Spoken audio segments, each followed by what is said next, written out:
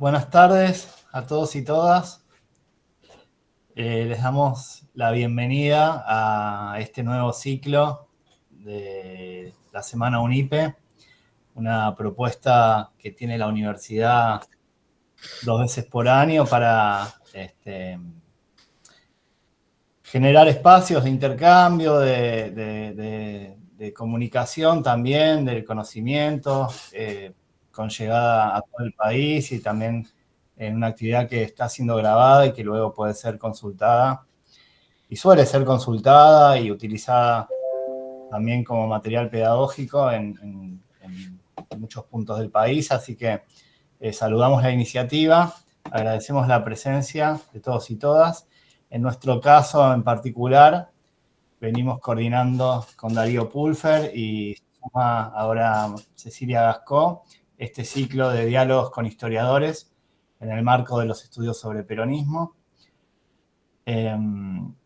Darío Pulfer en esta oportunidad, hoy tiene otra actividad, pero vamos a estar toda la semana con este ciclo que en esta oportunidad vamos a encarar el tema del 55, que se cumplen 70 años del golpe de Estado, así que lo hemos denominado Pensar el 55, y hoy vamos a trabajar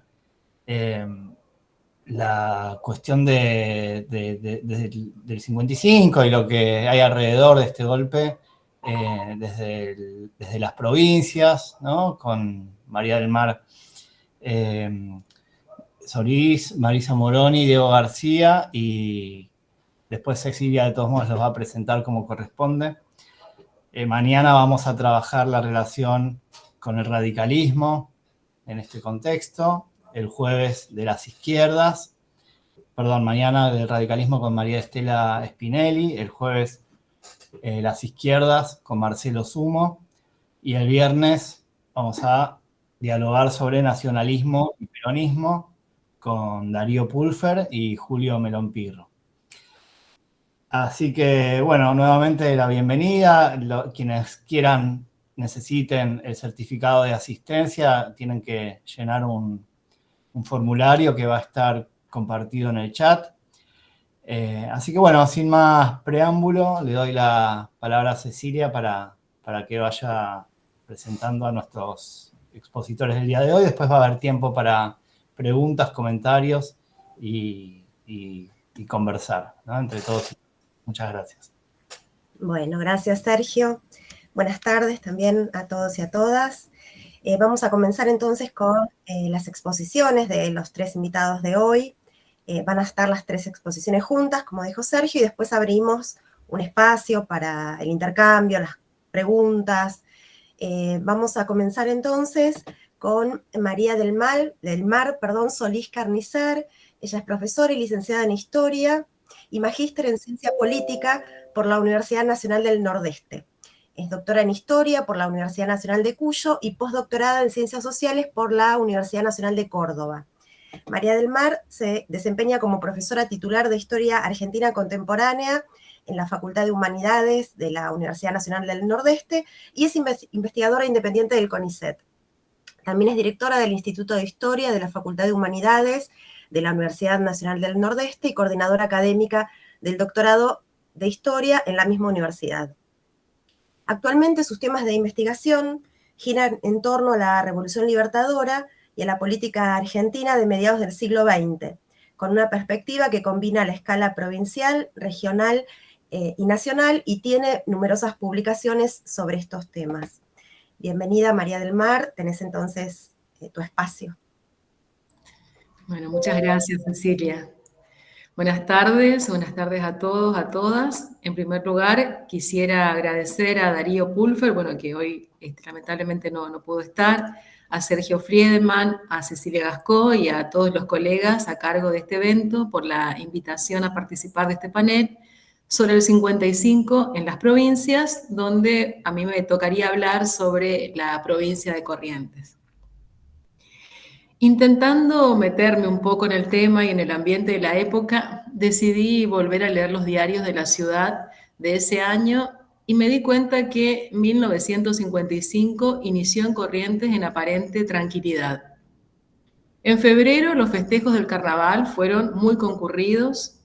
En marzo se proyectaba en el Cine Colón la película Veraneo en Mar del Plata del año 1954 con los 5 grandes del buen humor, Ramón Garay y María del Río.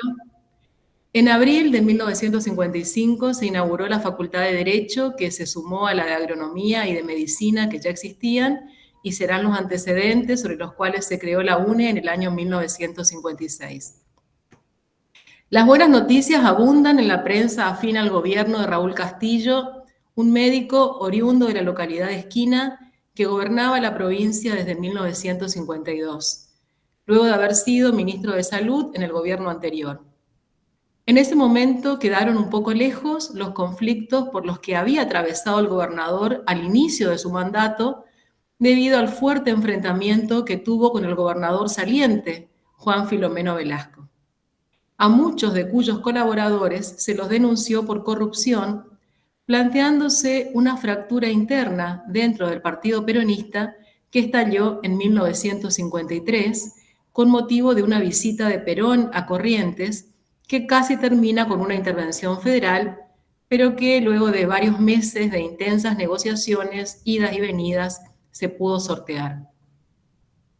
Si bien es verdad que las buenas noticias son las que prevalecen en la prensa más cercana al gobierno, también es cierto que cada tanto algunos problemas económicos asoman. Así también algunas dificultades en diversos sectores, como por ejemplo la reestructuración que se hizo en la administración pública, reduciendo el número de ministerios, o la insistencia en la necesidad de fomentar la productividad. Sin embargo, más allá de esta aparente tranquilidad, desde fines de 1954 por lo menos, la política correntina estaba pasando por momentos muy complejos.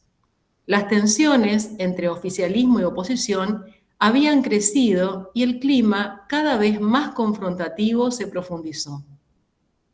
Algo de esto puede notarse en las tensas sesiones de las cámaras legislativas, en la que la oposición, representada por el radicalismo, va a ser muy crítica de todas las medidas de gobierno.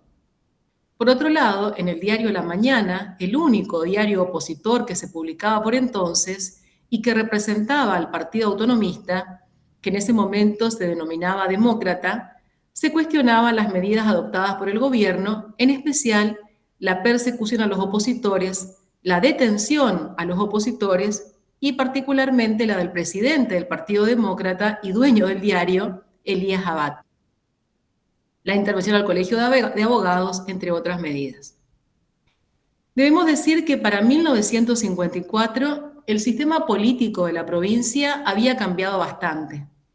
Después de la experiencia singular de ser la única en la que perdió el peronismo en las elecciones a gobernador en 1946, fue intervenida en 1947 y durante esa intervención se modificó su sistema electoral. Y eso fue lo que le permitió el triunfo al peronismo en 1948 y acceder al gobierno finalmente en 1949. En Corrientes, desde fines del siglo XIX, se aplicaba un sistema de representación proporcional tanto para las elecciones legislativas como para las ejecutivas. Y esto hizo que las dos cámaras de la legislatura provincial sean siempre muy diversas y en las que estuvieran representados los distintos partidos políticos, incluso aquellos que no tenían demasiado apoyo popular. El peronismo, durante la intervención federal del 47-48, decidió modificar este sistema y esto tuvo un impacto directo en la conformación de la legislatura. A partir de allí, solo dos partidos tuvieron representación, los peronistas por la mayoría y los radicales por la minoría, y estos últimos en una proporción muy menor.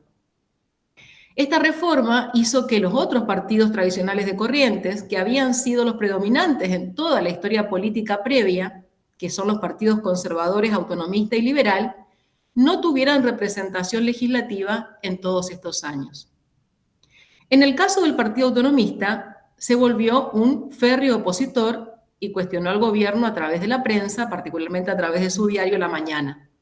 El Partido Liberal tomó una posición diferente y decidió no participar en ninguna elección, es decir, decretó la abstención electoral y prácticamente no tuvo participación en el debate público durante todos estos años. Como es sabido y lo han estudiado muchos historiadores, a fines de 1954, la tensión entre oficialismo y oposición sufrió una importante escalada. La oposición empezó a ver como factible el recurso al derrocamiento por la vía de la conspiración militar y el oficialismo profundizó la persecución a los opositores. Ambas estrategias serán consideradas herramientas de lucha legítima por cada uno de los sectores involucrados. Por otra parte, la Iglesia Católica, una institución con gran influencia en la sociedad y la política argentina, se va a sumar a la oposición, lo que va a generar un vertiginoso crecimiento y la ampliación del conflicto. Corrientes es una provincia con una importante presencia católica y por lo tanto no fue ajena a estos enfrentamientos.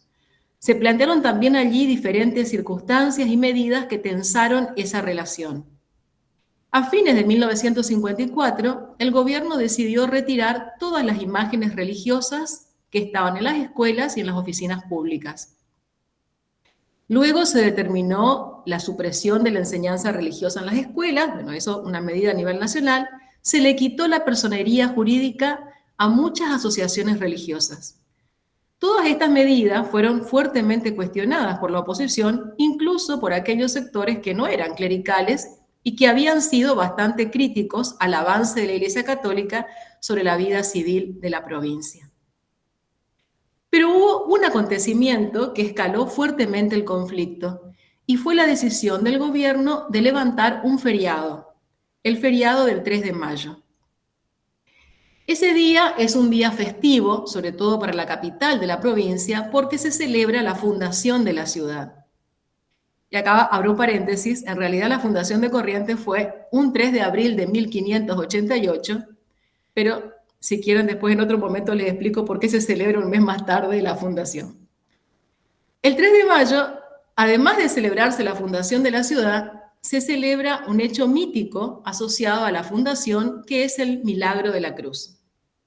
Según la tradición, luego de la fundación de Corrientes, el fuerte que había sido construido por los españoles estaba siendo acechado por grupos indígenas que un día decidieron quemar la cruz que se encontraba a la entrada.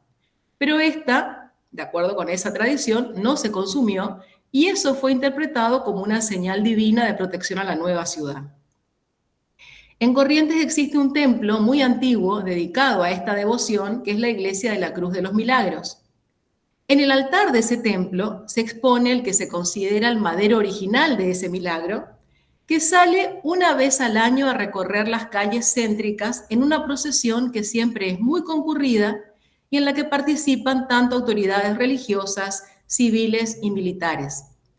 Podríamos decir que es una de las fiestas cívico-religiosas más importantes de la ciudad de Corrientes, que se celebra desde el año 1806 y que siempre fue feriado. En 1955, el gobierno decidió suspender el feriado y prohibir la procesión. Finalmente, la procesión se realizó, se quitó la prohibición, pero no se restableció el feriado. Y esto hizo que fuera esa procesión la primera vez en la que las autoridades de la provincia no participaran de la misma. Más allá de que no tuvo apoyo del gobierno, esa procesión ese día fue masiva. Así aparecen en todos los diarios, por supuesto en las noticias del diario opositor y también algunas noticias en el diario oficialista. Y de acuerdo con algunos testimonios de protagonistas de aquellos momentos, sabemos que corrieron algunos rumores de que se iba a interrumpir la procesión y que se iban a detener a los peregrinos, y que por ese motivo uno de los sacerdotes que lideraba la procesión llevaba un arma debajo de la sotana.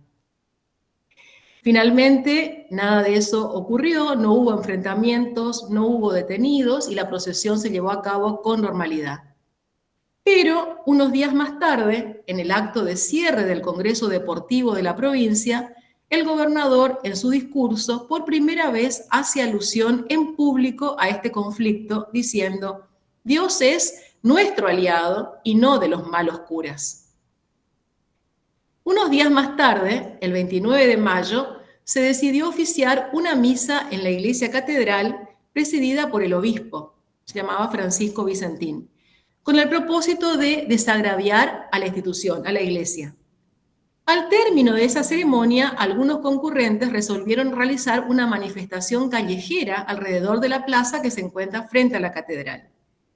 Dicha procesión fue considerada como una provocación por parte de las autoridades, por lo que la policía decidió detener a 17 personas que participaban de la marcha. Entre los detenidos había hombres y mujeres pertenecientes a los distintos partidos políticos, fundamentalmente autonomistas y radicales, y también se detuvo al cura párroco de la catedral que los acompañaba. Salvo el sacerdote, que fue liberado al poco tiempo, el resto de los detenidos recuperaron su libertad recién un mes más tarde, y durante todos esos días hubo múltiples denuncias por los tratos a los que fueron sometidos. Unos días después de este acontecimiento, el 16 de junio de 1955, se produjo lo que todos conocemos, el bombardeo a la Plaza de Mayo en Buenos Aires y el fallido intento de golpe de Estado y de asesinato de Perón. Posteriormente, la quema de varias iglesias también en Buenos Aires.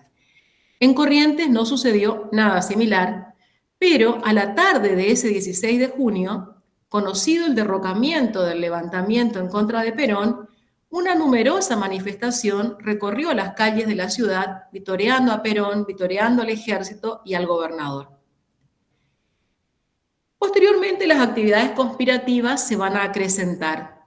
Elías Abad, que era el presidente del Partido Autonomista, fue uno de los que tuvo a su cargo la organización del Comando Civil en apoyo al movimiento militar que se estaba preparando en la ciudad de Corrientes. Pero además de lo que sucedía en la capital de la provincia, otra ciudad también fue protagonista en esos días. Es la ciudad de Curuzú-Cuatiá, una ciudad que se encuentra al sudeste provincial. Es más, uno de los levantamientos de septiembre de 1955 ocurrió en esa ciudad. Curuzú tenía una fuerte presencia militar. Durante toda la primera mitad del siglo XX se radicaron allí distintas unidades del ejército, lo que supuso la edificación de cuarteles, barrios de oficiales, suboficiales, un campo de aviación. Es decir, se trata de una ciudad en la que gran parte de su vida cotidiana está atravesada por la presencia militar. Esta ciudad fue uno de los escenarios de los levantamientos militares de la Libertadora. Sin embargo, a diferencia de lo que ocurrió en otros espacios, el movimiento militar en Curuzú-Cuatiá fue un fracaso, fracasó. Según los planes, la revolución debía estallar el 16 de septiembre en forma paralela en Córdoba y en Curuzú-Cuatiá, bajo el mando de los generales Eduardo Lonardi y Pedro Eugenio Aramburu, respectivamente. De acuerdo con lo planificado, la noche del 15 de septiembre, los conspiradores comenzaron a poner en pie de guerra a la tropa de todos los regimientos de la ciudad. Una importante cantidad de civiles también ofreció sus servicios y fueron destinados a tareas de patrullaje y conservación del orden liderado por un grupo de radicales. Tomaron la municipalidad, el banco, el correo, la estación de ferrocarril y a las 8 de la mañana del 16 de septiembre toda la ciudad de Curuzú estaba en poder de los rebeldes. Sin embargo, el general Aramburu, que era el que tenía que movilizar la guarnición, no llegó a tiempo. Y las noticias empezaron a ser confusas. Muchos oficiales y suboficiales empezaron a abandonar a las filas revolucionarias. Y cuando finalmente Aramburu llegó a Curuzú-Cuatiá, se sucedieron algunos enfrentamientos entre distintos bandos en el que resultó muerto un joven soldado y otros quedaron heridos. Paralelamente se organizaron columnas leales al gobierno de Perón en las ciudades cercanas, de Mercedes, de Paso de los Libres y de Montecaseros, que fueron avanzando hacia la ciudad de Curuzú-Cuatiá. En un primer momento, Aramburu decidió mandar fuerzas para enfrentar a estas columnas, pero luego, ante lo confuso de la situación y viendo que la mayoría del ejército en esa zona había abandonado el bando revolucionario, decidió rendirse y marcharse. Es decir, la sublevación de Curuzú-Cuatiá estuvo completamente vencida la noche del 16 de septiembre de 1955, y así se publicó al día siguiente en los diarios. En la ciudad de Corrientes, los revolucionarios tampoco tuvieron mucha mejor suerte. ya que todos los preparativos que se habían planificado para apoyar al movimiento en esa ciudad, a través de los distintos comandos civiles, tampoco se produjeron, ya que el general Font, que estaba a cargo del ejército en la ciudad de Corrientes, descubrió la conspiración y la desbarató. Algunos de los oficiales complotados fueron detenidos, lo mismo que los dirigentes políticos. Mientras tanto, como sabemos, la junta militar en la que Perón había delegado momentáneamente el poder firmó el fin de las hostilidades. Luego esta misma junta aceptó la renuncia de Perón y para el 21 de septiembre se dio a conocer a través de la prensa el derrocamiento del presidente y el cambio de autoridades en cada una de las provincias. El 22 de septiembre el general Eduardo Lonardi asumió como presidente provisional de la República y ese mismo día una multitud se congregó en la Plaza 25 de Mayo de la ciudad de Corrientes, frente al monumento al general San Martín, para escuchar su discurso de Asunción. Posteriormente, muchos dirigentes peronistas fueron detenidos. El gobernador Castillo logró escapar y exiliarse al Paraguay. Tal como lo señala Marina Franco en el prólogo al importante libro de Valeria Galván y Florencia Osuna, el 55 es considerado un momento bisagra de nuestra historia contemporánea, un verdadero problema y momento histórico con densidad propia, y no solo por todo lo que vino después. Por ese motivo, los actores involucrados requieren ser pensados en sí mismos con preguntas específicas. Estela Spinelli justamente destaca la diferencia de este golpe con respecto a otros, por su larga conspiración, por el enfrentamiento bélico que significó y por la participación que tuvieron los partidos políticos. En función de ello, creo que una mirada a escala reducida a un acontecimiento como este puede ayudar a complejizar las investigaciones a escala nacional. Lo sucedido en la provincia de Corrientes ofrece elementos nuevos para pensar al 55. Aporta matices a las interpretaciones generales, incorpora a nuevos actores, da lugar a la posibilidad de conocer las actitudes vacilantes de los protagonistas y le otorga carnadura humana a la historia, recuperando las incertidumbres, los miedos y las expectativas que atraviesan las personas en su acontecer. Creo que al estudiar la Revolución Libertadora y todo el proceso previo en una escala más reducida, no solo se está aportando una pieza más al gran rompecabezas de la historia argentina de este periodo, sino que se lo está estudiando desde un lugar y una perspectiva diferente. De este modo, se nos ofrece la posibilidad de construir un objeto histórico más rico y diverso, que no solo nos ayude a pensar al pasado, sino que también nos proporcione herramientas para comprender mejor el presente. Hasta ahí llegó mi presentación. Muchas gracias, María del Mar. Perfectos los tiempos, 20 minutos exactos. Así que muchas gracias. Bueno, seguimos ahora con nuestra segunda invitada, Marisa Moroni. Es doctora en Historia por la Universidad de Sevilla, España. Es investigadora del CONICET, con lugar de trabajo en el Instituto de Estudios Sociohistóricos de la Universidad Nacional de La Pampa, e investigadora del Instituto de Estudios Históricos y Sociales de La Pampa. Se desempeña como profesora en las facultades de Ciencias Humanas y de Ciencias Económicas y Jurídicas, también de la Universidad de La Pampa, y ha realizado estudios vinculados a la historia social de la justicia y el castigo desde mediados del siglo XX. Sus últimos trabajos se concentran en el abordaje de la justicia transicional y sus producciones han sido publicadas en libros, capítulos de libros y artículos, tanto en el país como en el extranjero. Así que, Marisa, te damos entonces tu espacio. Buenas tardes, muchas gracias, Cecilia, gracias a Sergio también, y por supuesto a Darío por la convocatoria a este encuentro, a este ciclo de diálogo con historiadores, y específicamente en esta oportunidad para pensar el 55. También trataré de ajustarme, como hizo Marimar, al tiempo establecido. Espero que sea así. Y mi presentación está concentrada, está dirigida al caso de la provincia de Eva Perón. y también tomo las últimas palabras de Marimar cuando se refiere a la importancia de los análisis en escala regional específicamente, porque cada uno de estas experiencias o de estos trabajos en los que nosotros abordamos, en este caso el 55, en los casos provinciales, cada uno va armando ese rompecabezas de lo que ocurrió en el 55 y de ahí en adelante. También hice un recorrido, igual que, y no nos pusimos de acuerdo, igual que hizo Marimar, sobre la prensa local, sobre distintos medios de prensa local de la provincia de Eva Perón, pero específicamente me concentré en septiembre, en el mes de septiembre del 55, y a diferencia de lo que nos comentaba hace un momento Marimar, en la prensa de la provincia de La Pampa, diré provincia de La Pampa para no decir Eva Perón, pero ustedes saben que me refiero a ese caso.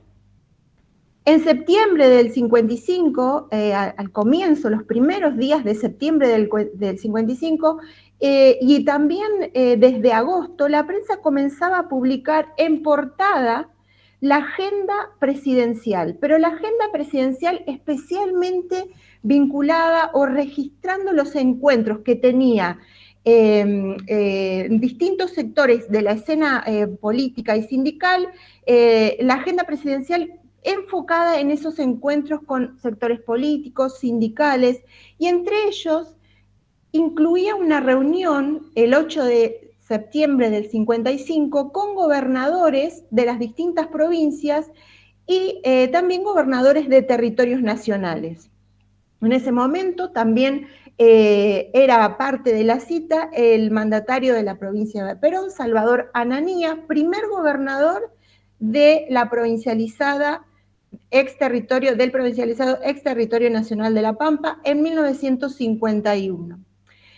Las declaraciones en la prensa del gobernador reflejaban la preocupación de lo que daban llamar cuestiones de orden social y político, y señalaba que tanto Perón como el ministro del Interior y Justicia, que asistía a esas reuniones, Óscar Albreu, les adelantaba una serie de instrucciones y medidas que debían adoptar para asegurar la seguridad interior.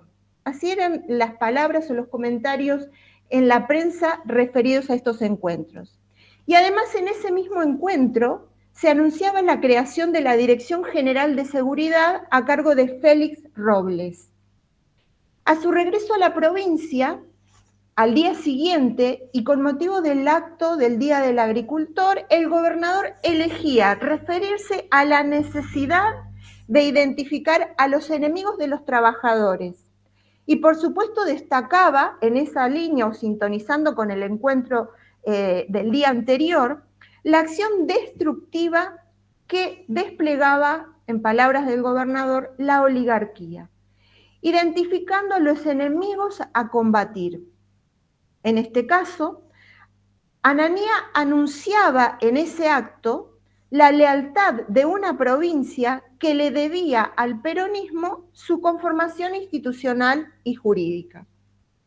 Solo una semana después de estas declaraciones, la polarización y la conflictividad política que aglutinó a distintos sectores opositores fue el catalizador, entre otras cuestiones, del golpe del 16, del golpe de Estado cívico-militar del 16 de septiembre del 55. En la provincia de Eva Perón, esto implicó algo trascendental. ¿Por qué? Fue la clausura del proceso de conformación estatal y específicamente la interrupción de una ingeniería institucional, normativa y burocrática con la que se planificó y ejecutó el diseño de una nueva provincia argentina, que como en el caso de la provincia Presidente Perón o ex territorio nacional del Chaco, fungían como ámbitos de ensayo y error para activar la provincialización de aquellos espacios que restaban. algunos de los cuales ya se encontraban en proceso de organización y adaptación de la normativa institucional. Entonces, en septiembre del 55 fue el colofón de una etapa de conflictividad y cuestionamientos previos acerca de la avasallante simbología que el peronismo impregnó sobre la tecnología institucional que conllevó la provincialización de La Pampa.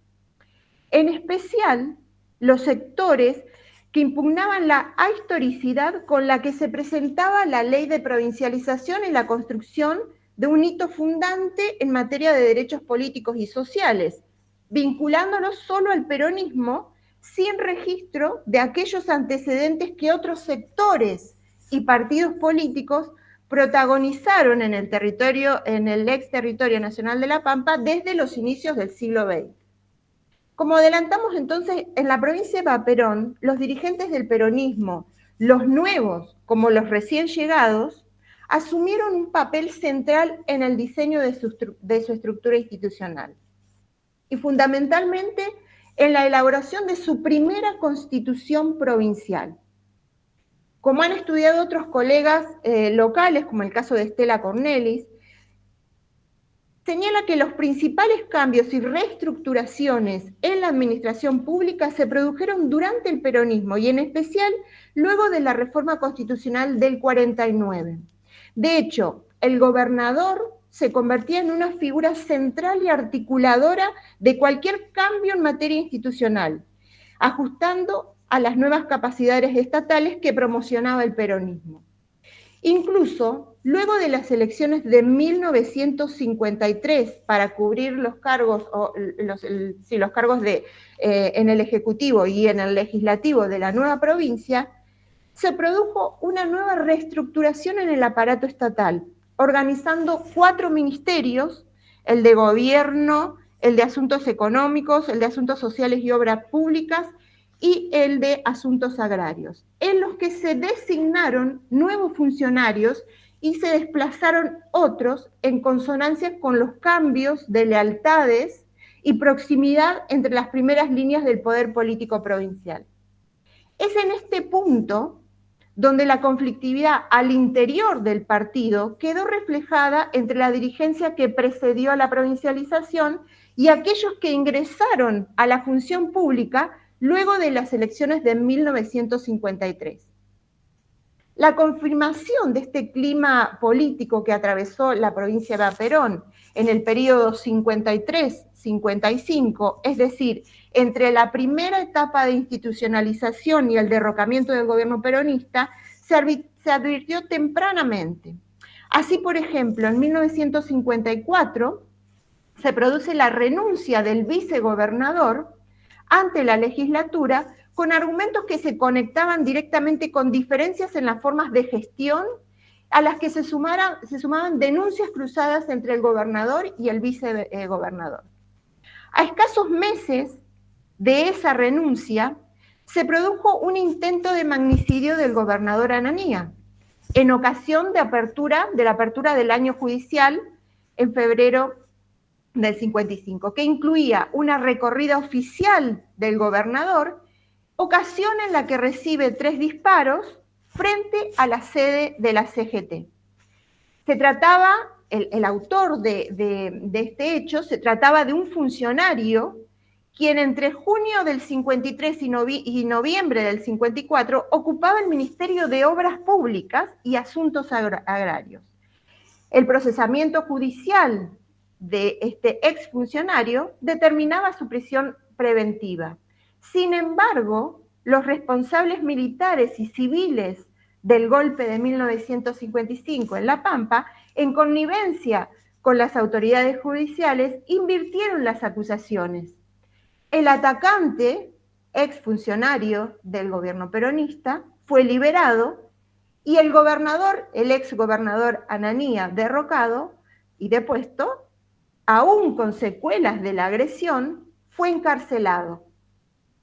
Además, unas pocas semanas después, el abogado defensor del atacante, Alfonso Corona Martínez, no solo lograba la libertad del exministro, sino que asumía la función de titular de la Comisión Investigadora Provincial, que, como se ha estudiado, se creó a instancias del decreto 479 para investigar las supuestas irregularidades de la gestión del gobierno peronista. Entonces, el derrocamiento del peronismo fue un punto de inflexión en el rumbo de la organización estatal de la provincia. El primer gobernador depuesto, en su lugar se designa un interventor militar, quien declaraba la caducidad de los mandatos de las autoridades municipales. La proclama del 27 de abril que se sustituye la Constitución del 49 y a las cartas provinciales, comienza a tener vigencia en la provincia, y esto tuvo un impacto decisivo para la historia provincial, específicamente para la historia constitucional de la provincia. El próximo texto constitucional de la provincia de La Pampa se va a sancionar en 1960.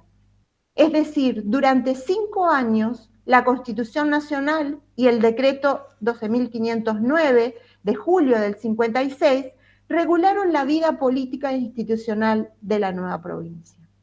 En definitiva, hasta la sanción de esa Constitución se alternaron gestiones a cargo de interventores federales, gobernadores electos, y en ningún caso se consensuó un plexo constitucional provincial capaz de incorporar las demandas provinciales incluidas en la primera Constitución de la provincia Eva Perón.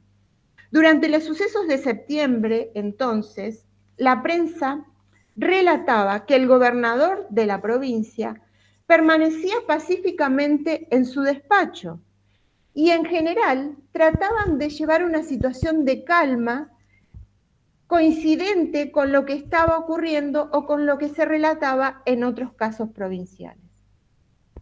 Finalmente, la situación se alejaba de esta realidad, puesto que los aviones de la Libertadora en ese mismo momento, es decir, días después de la publicación de esta situación de calma que anunciaba la prensa, también se publicaban noticias acerca de los aviones de la Libertadora que sobrevolaban la capital provincial, con panfletos en los que advertían tanto al gobernador como las autoridades penitenciarias de la colonia penal sobre el tratamiento que debían dispensar a los detenidos por el bombardeo del 16 de junio de 1955 en la Plaza de Mayo. Estos volantes exigían la seguridad para el contraalmirante Samuel Toranzo Calderón, el contraalmirante Aníbal Olivieri y a otros 23 detenidos por el peronismo que permanecían detenidos en la colonia pampeana, en la colonia penal de la capital pampeana. Uno de los primeros comunicados del mandatario provincial a cargo de la gobernación fue directamente el cambio, antecediendo a las disposiciones nacionales, fue la modificación del nombre Eva Perón, y en lugar se retornaría a la antigua denominación territoriana. Además, se anunciaba la liberación de los presos políticos alojados en la colonia penal, a quienes el interventor agasajaba con un almuerzo en el Hotel Pampa, el hotel más importante de ese momento. Seguidamente, se alertaba a los funcionarios municipales que no debían abandonar sus cargos. En caso de hacerlo, serían procesados. A fines de septiembre, asumía como interventor federal un funcionario civil, un médico, el médico pampeano Martín Garmendia. En el acto de asunción se destacaba una condición central para este momento. La característica central resultaba ser apolítico, es decir, esa sería una característica necesaria para facilitar la pacificación producto del enfrentamiento y las internas en la provincia. El doctor Garmendia avanza en las acciones de desperonización y fue el que finalmente pone en funciones a los encargados de llevar adelante las tareas de la Comisión Provincial de Investigaciones. En un informe dirigido al Ministerio del Interior y Justicia, a pocos meses de iniciado el año de 1956, Garmendia detallaba la situación política y social de La Pampa tras el golpe del 55. En su documento señalaba que existía una buena aceptación, que los funcionarios de la intervención federal eran recibidos, y la relación o la justificación de este argumento se vinculaba con esto que mencionaba anteriormente, el arraigo de los funcionarios en la sociedad por esta característica de ser gente de la provincia. Se le refería a ellos como nativos, funcionarios nativos. Esto tiene mucho que ver con un reclamo persistente en el momento o en la etapa de territorio nacional, cuando los funcionarios que llegaban al territorio nacional para conducir la gobernabilidad no eran locales, no eran nativos. Entonces, uno de los argumentos más importantes que utiliza la intervención es esta característica de la recepción que tienen los interventores, que tienen los encargados de la intervención, mejor dicho, por ser personas o conocedoras del lugar. Además, aseguraba que los regimientos militares habían sido leales al gobierno peronista únicamente por razones de disciplina, dando a entender que existía en ese momento un escaso compromiso con la causa, y en su lugar destacaban la inmediatez de la alianza que se había logrado establecer con los principios de, y cito textual, la revolución antiperonista. En relación con las fuerzas policiales, el interventón sostenía que la situación requería un accionar mucho más controlado. Había que lograr la injerencia de policías adeptos, que aparentemente ese era el punto de conflicto a resolver por la intervención federal, porque aún se mantenían adeptos al ideario peronista. Las autoridades de la intervención entonces consideraban que, a pesar de la cercanía de esos agentes policiales con los ideales del peronismo, la estrategia estaba en la depuración de los sectores más radicales. Y de hecho así lo habían hecho, o así lo comenzaron a hacer, desde el momento en que los altos mandos de la policía son reemplazados por militares que habían participado en el golpe de Estado. Entonces, como ha analizado la historiografía nacional, el golpe del 55 avanzó en prácticas políticas que se reforzarían a través de la elaboración de una trama normativa específica y destinada a institucionalizar la persecución, la proscripción, la violencia y el castigo estatal. El recrudecimiento del proceso de desperonización accionó diversas estrategias de los sectores peronistas, tanto civiles como, por supuesto, militares, que permanecían proscriptos y en un estado o en un proceso inorgánico y clandestino de resistencia, cuyo estudio o cuyos referentes han sido importantes en la historiografía argentina, sus estudios. En La Pampa, el levantamiento del 9 de junio, liderado por el capitán Filipó, 9 de junio del 56, reunió a un grupo de civiles encabezados por un ex juez, el juez Agustín Nores Martínez, y también al ex comisario José Regazzoli, que mantuvo en alerta a la ciudad y al país durante esos momentos de la resistencia o de la contraofensiva, o en palabras, o según la denominación de sus intervinientes, la contrarrevolución. En el caso de La Pampa, esto nosotros lo podemos explicar o lo podemos entender a partir de la participación de civiles que en ese momento participaron en esa contrarrevolución, denominada contrarrevolución. Como han sido estudiados estos casos para el resto del país, La Pampa era un foco central en la resistencia.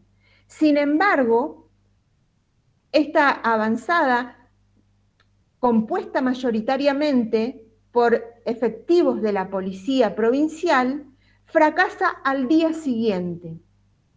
Esto nos puede llevar a pensar acerca de la vigencia del poder que tenía en la provincia ese cuerpo de policía o esas fuerzas policiales en el proceso de resistencia y para enfrentar a la desperonización.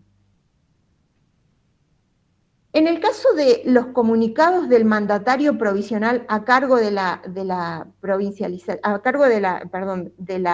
intervención federal, se anunciaba que el caso de los presos políticos o de la colonia penal tenía una directa relación con la futura avanzada del sector de la resistencia. Es por eso que cuando llegan a la provincia de La Pampa aquellas fuerzas que habían participado, el regimiento de caballería de Toay y de General Pico, llegan nuevamente a la provincia, son recibidos por las autoridades de la intervención y también son recibidos, según indicaba la prensa, por la ciudadanía que con vítores y banderas recibían a aquellos que habían participado del golpe del 55 en la ciudad de Santa Rosa como héroes, como los verdaderos héroes de la Revolución Libertadora.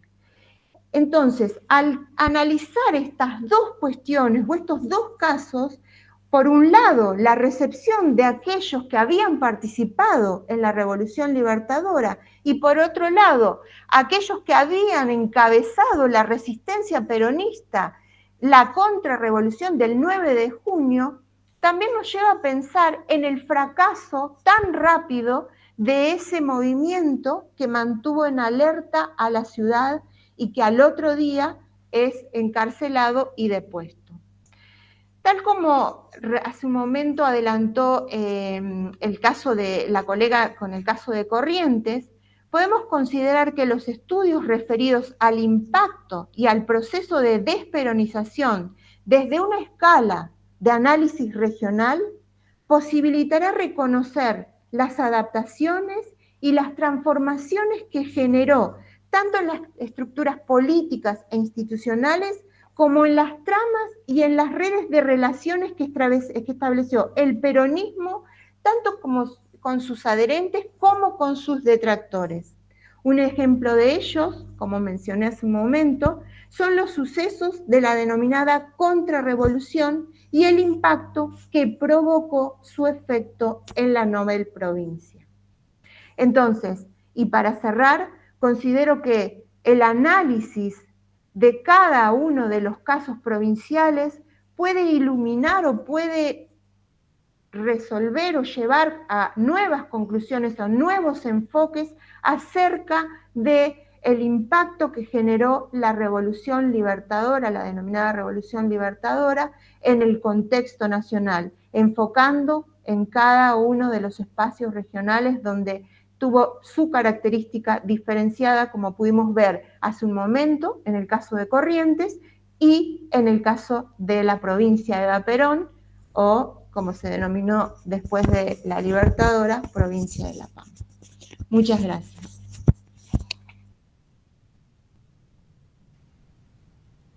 Muchas gracias, Marisa, también por los tiempos. Bueno, vamos a pasar ahora al tercer expositor, Diego García, que es profesor de Historia y se desempeña como docente e investigador en la Universidad Nacional de Córdoba. Es titular de las materias Historias del Libro y las Bibliotecas en la Facultad de Filosofía y Humanidades y de Problemáticas de la Sociología Latinoamericana y Argentina en la Facultad de Ciencias Sociales de esa universidad. Y también desarrolla tareas de investigación en el Instituto de Antropología de Córdoba de la misma universidad. Diego dictó cursos y seminarios de grado y posgrado en otras universidades, coordina proyectos de investigación y ha publicado diversos artículos y libros vinculados a sus temas de investigación sobre historia intelectual, historia de la historiografía y a los estudios sobre el libro y la edición. Así que Diego, bienvenido también y tenés tu espacio. Bueno, Muchas gracias, Cecilia, por la presentación. También quiero agradecer a Sergio y a Darío por la invitación a participar de este encuentro. Me alegra mucho, la verdad, compartir el espacio con Marisa y con Marimar, que son dos especialistas, y también con todos los que están conectados, obviamente. Yo quisiera aclarar, primero que mi condición de no especialista, en primer lugar, eso se lo insistí a Darío, pero Darío es testarudo, y me convenció. En este momento yo me encuentro trabajando sobre el cordobazo, básicamente sobre la memoria social del cordobazo, pero también sobre las diferentes representaciones del cordobazo, representaciones historiográficas, sociológicas, políticas, literarias, artísticas.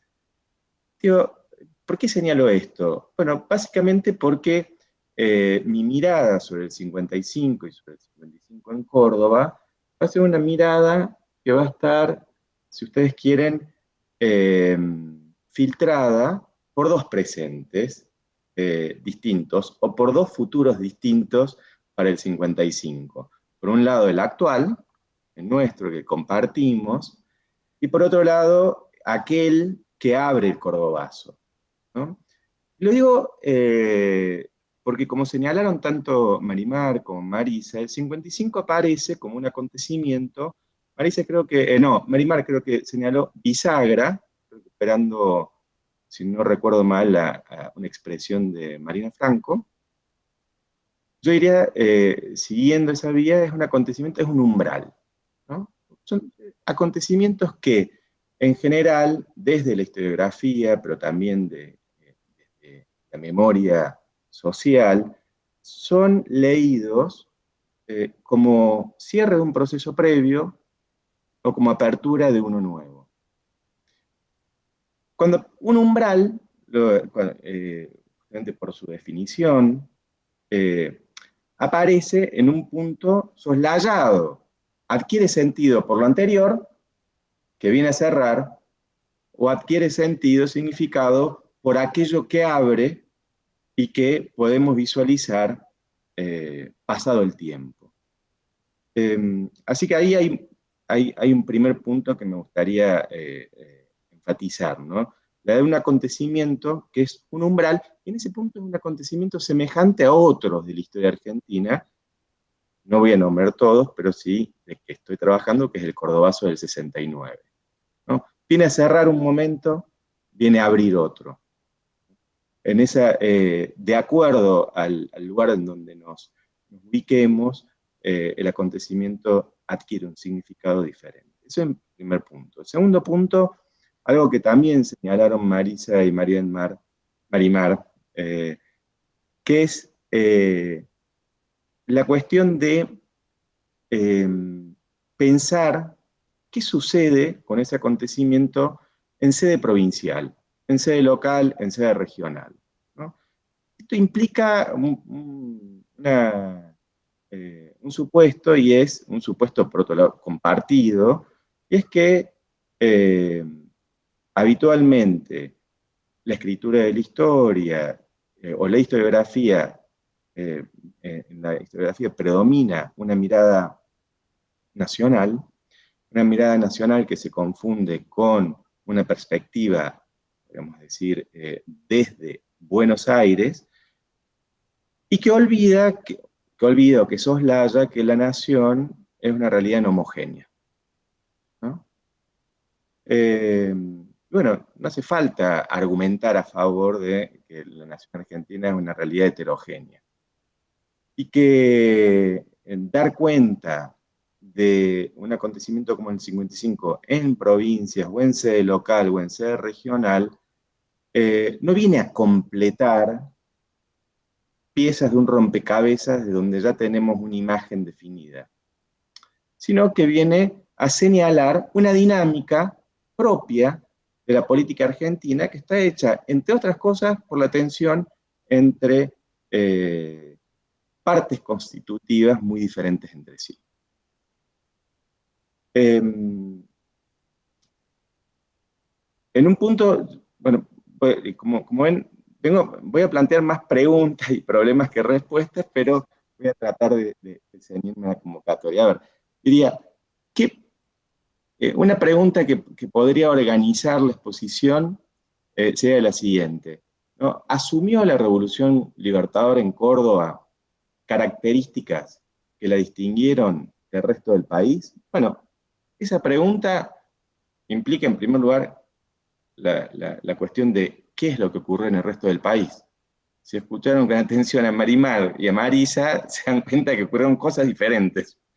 Y si escucháramos a otros y otras historiadoras de Buenos Aires o de Santa Fe o de Mendoza, nos daríamos cuenta de lo mismo. Sin embargo, yo voy a intentar también señalar una particularidad, una singularidad de Córdoba con el 55, y es que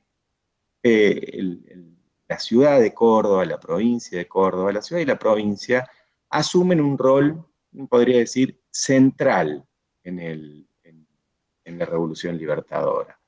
Tanto que va a ser señalada por Leonardi como el capital, ¿no?, provisional de la República, capital espiritual de la República, y por otros como cuna de la libertad, Córdoba la heroica, y otro tipo de epítetos por el estilo.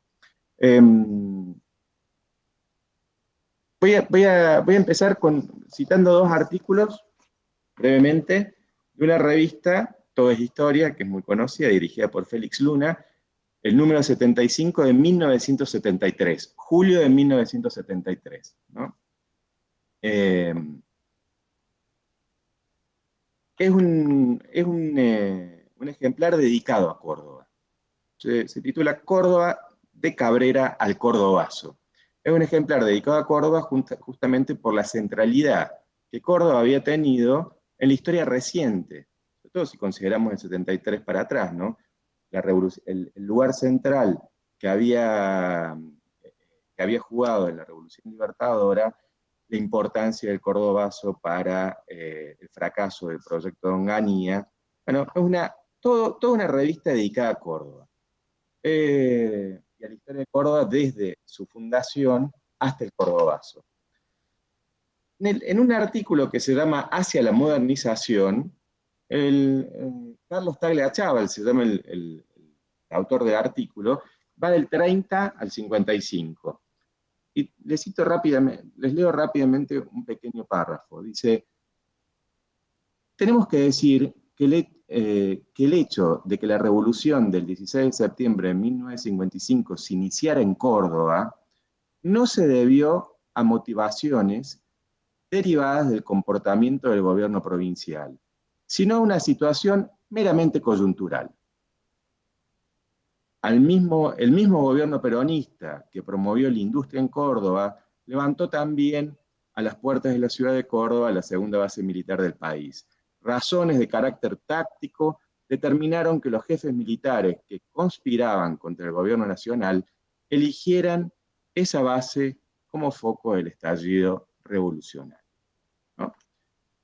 Pasamos 2 páginas y aparece otra nota, ahora escrita por Horacio Sanguinetti, que se titula de la Revolución Libertadora del Cordobazo. Como ven, la Revolución Libertadora en un momento cierra una nota, la que se abre en el 30, acá abre otra que se cierra con el Cordobazo. El primer párrafo.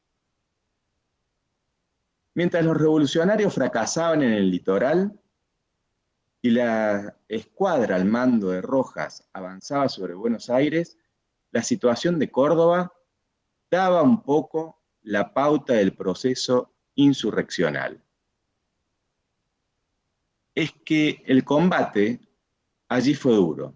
Las balas quedaron bien marcadas en la jefatura de policía y los alrededores de la estación Alta Córdoba. Esos mismos grupos eufóricos, ostentando sus armas, recorrieron los caminos cordobeses, inspeccionan, consolidan el éxito. Al menor planteamiento gremial, los comandos están listos para actuar. Muchos jóvenes de buena casa, ebrios de orgullo patriótico, manejan los tranvías y ómnibus en cuanto estalla la primera huelga del gremio del transporte con toda buena fe. ¿Por qué elegí esos dos párrafos? Porque son dos párrafos que parecen presentarnos una imagen muy distinta de la Revolución Libertadora en Córdoba y del papel. En un caso, Córdoba aparece como una mera razón táctica, por razones coyunturales, es elegida como sede de la Revolución. En el otro caso, vemos la participación, especialmente de los civiles. Entonces, ¿qué fue en Córdoba la Revolución Libertadora? Podríamos decir, en primer lugar, lo que no fue. No fue un mero pronunciamiento militar, un mero levantamiento militar, o, como habitualmente se lo denominaba, un cuartelazo. ¿Por qué motivo? ¿No? Porque además de los militares, acá es importante señalar que participan militares tanto, digamos, no tanto de la ciudad de Córdoba, sino de una ciudad del interior de Córdoba, de Río Cuarto. Allí el general Videla Balaguer tenía la sede de su regimiento, que va a ser luego, a la postre, quien se haga cargo del Poder Ejecutivo de Córdoba, de la provincia, luego del éxito de la Revolución Libertadora. Digo, además de los militares, hay que señalar que sectores importantes del arco político participan en el episodio. En primer lugar, el radicalismo, ¿no? Un radicalismo que tiene en la provincia una importancia no menor, ¿no? Recordemos especialmente la figura de Amadeo Sabatini. El radicalismo en ese momento tenía tres facciones nacionales, tres sectores nacionales, los unionistas, el sabatinismo, lo que luego va a ser el frondicismo. Yo diría, bueno, de esos tres hay dos que se comprometen fuertemente con este episodio, salvo los frondicistas, tanto Sabatini como otros dirigentes del radicalismo, que quizás después recupere, se van a comprometer, insisto, fuertemente. Van a promover la conspiración contra el gobierno peronista. Por otro lado, la Iglesia y militantes de la Acción Católica, vemos, con una presencia también extendida en la ciudad y en la provincia. Manejan un diario, Los Principios. Tienen una gran cantidad de establecimientos educativos. A partir del 54 y el enfrentamiento que se va profundizando y radicalizando entre el gobierno nacional y la Iglesia, bueno, cumple un rol decisivo. Inclusive, muchos de los militares que conspiran en Córdoba son militares de una orientación, podríamos decir, tradicionalista, católica y nacionalista. Y muchos de los vínculos que se establecen entre los militares están mediados, ¿no?, por referentes de la Iglesia o por referentes de radicalismo. Pero también los otros partidos, como el Demócrata Progresista, referentes de partidos como el Demócrata Progresista, el Demócrata Nacional, el Demócrata Cristiano, socialistas y demás. Decía, el radicalismo, especialmente con la figura de Sabatini, promueve la abstención, la revolución. Mauricio Yadarola es una de las figuras centrales del unionismo radical que va a establecer vínculos con el ejército, Zabala Ortiz, con la Armada. Uno podría decir también con los sectores, como decía, de otros partidos como los demócratas o como los socialistas. Ahora, colabora tanto la Iglesia, radicalismo, como los otros partidos políticos a la conformación de lo que se va a denominar comandos civiles. Es decir, grupos armados, ¿no? Grupos armados, en general de jóvenes, pero grupos armados que cumplen una serie de tareas, ¿no? durante la Revolución Libertadora, que van desde tomar comisarías, ejercer el rol de policía en las calles, atacar las casas de los peronistas, intervenir los gremios y demás. Digo, ahí hay un punto que es muy importante destacar, porque también va a teñir de violencia el enfrentamiento que genera el levantamiento cívico-militar en la ciudad. Y en la provincia se considera que en 3 días, entre el 16 y el 18 de septiembre, aproximadamente hay unos 70 muertos, ¿no? Es un número muy importante. Pero digo, más allá de estos sectores, también quería destacar otro sector. Uno podría decir, bueno, marca como una diferencia respecto a este consenso. Yo decía, como vemos, casi la totalidad del arco político está comprometido en la conspiración, salvo los peronistas y salvo, podríamos decir, los frondicistas. Pero, ¿no?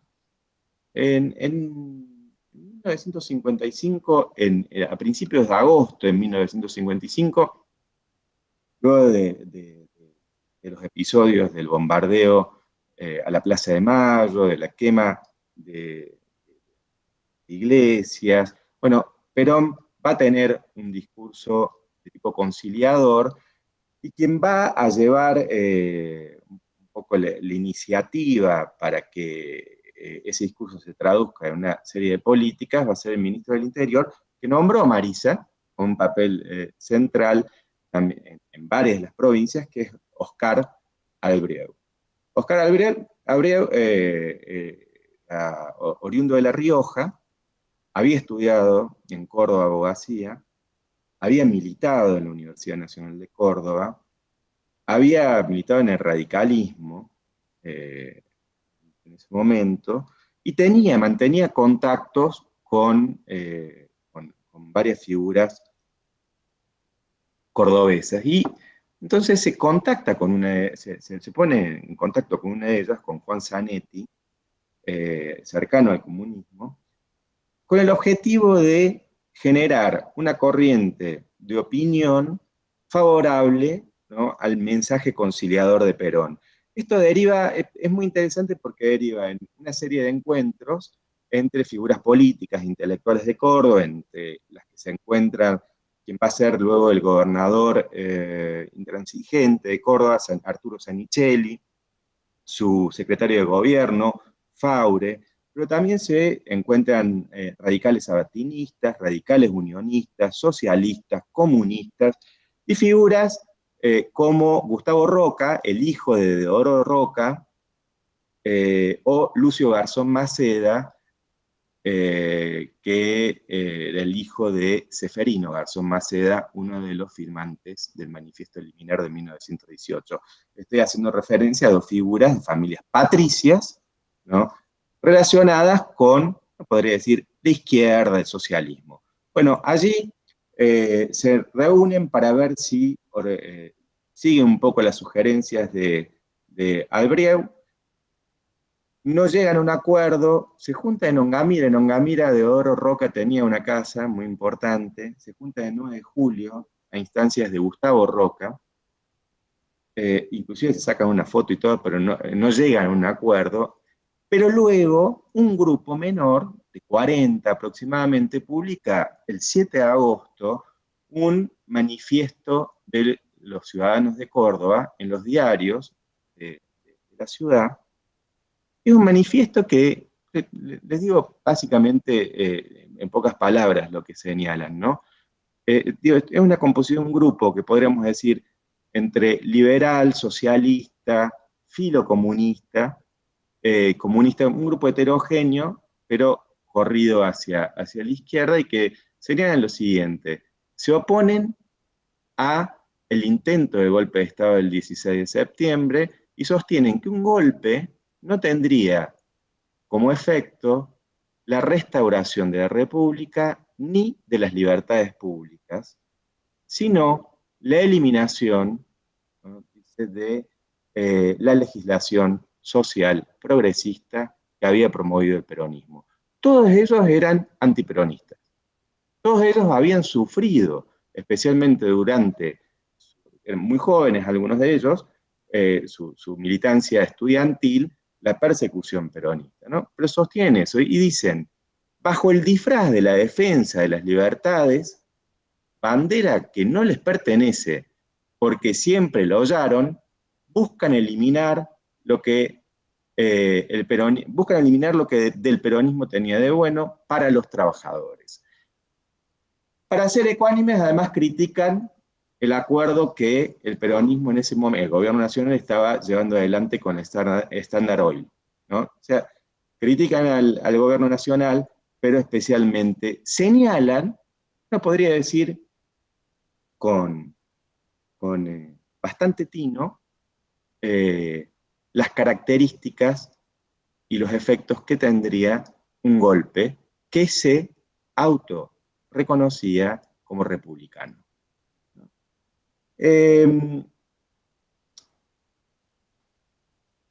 va a leer ese manifiesto y va a decir, estos 40 pelandrunes tienen razón.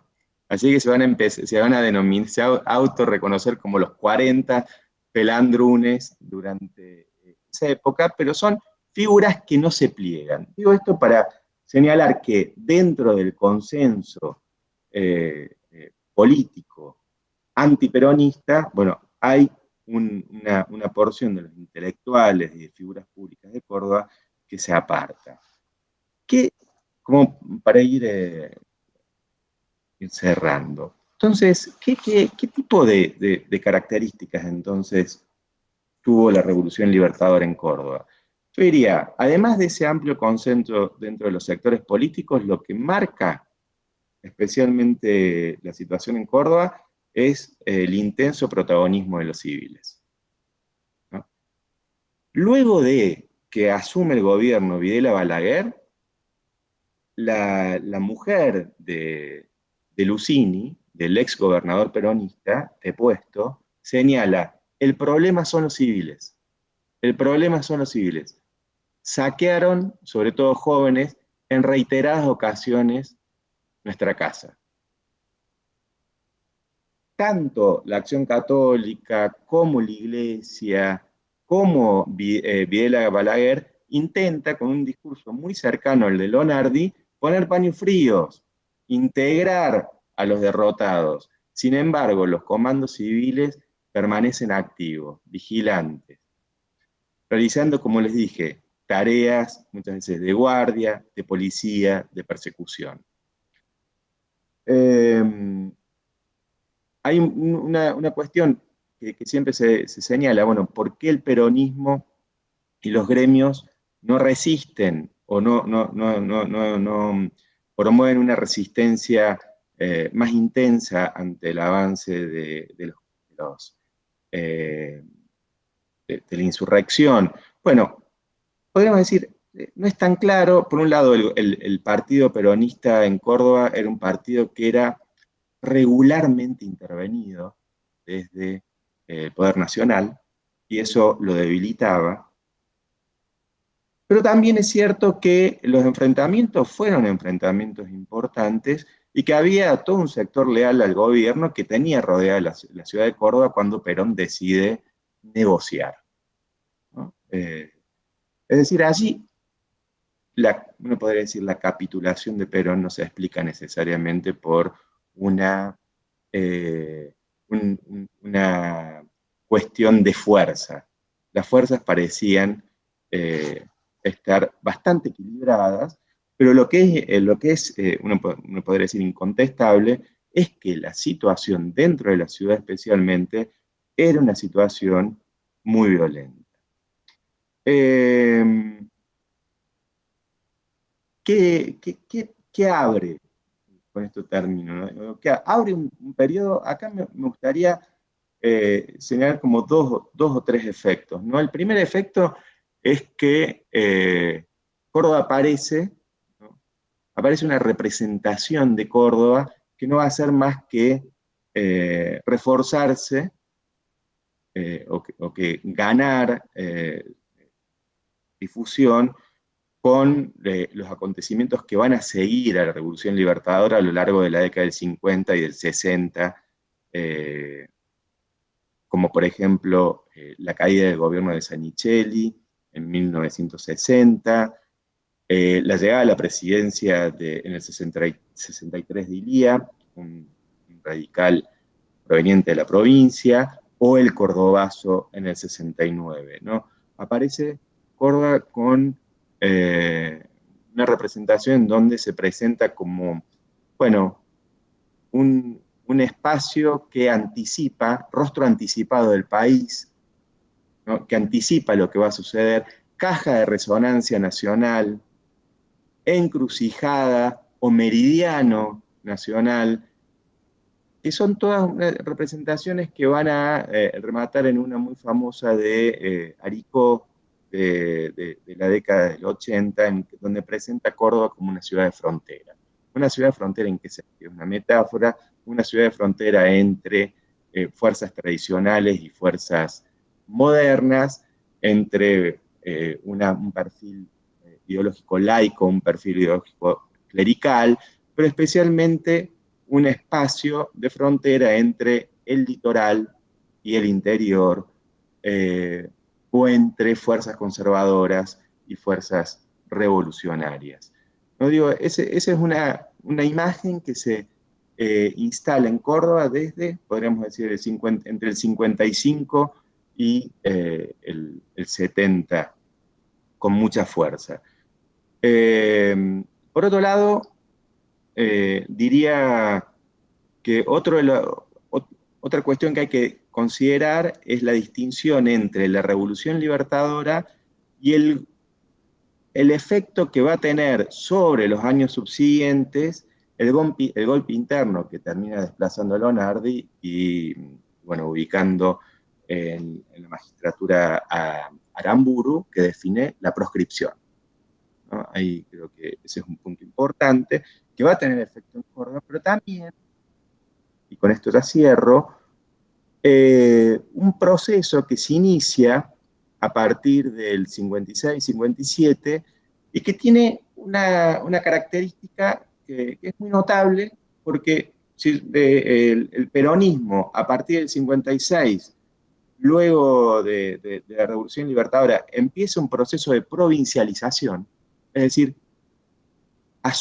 gana una autonomía que no tuvo nunca durante los dos gobiernos de Perón. Los sindicatos ganan una autonomía que no habían tenido antes, se normalizan y se organizan rápidamente, y se organizan y se normalizan rápidamente con la colaboración de muchos de los que firmaron ese manifiesto de los ciudadanos de Córdoba que habían sido antiperonistas durante el gobierno de Perón. Garzón Maceda, Gustavo Roca, se van a convertir en los abogados de la CGT. Y van a ser, digo, abogados estamos hablando de personas de 30 años, que van a ir acompañando a referentes sindicales como Atilio López, El Pío Torres, que tienen 30 años en el 56, 57, 33 años, y que promueven también un diálogo con sectores no peronistas como Agustín Tosco, de una edad parecida. Es decir, se abre un proceso que es bastante singular y que de alguna manera va a rematar en el Cordobazo del 61. Bien, eso.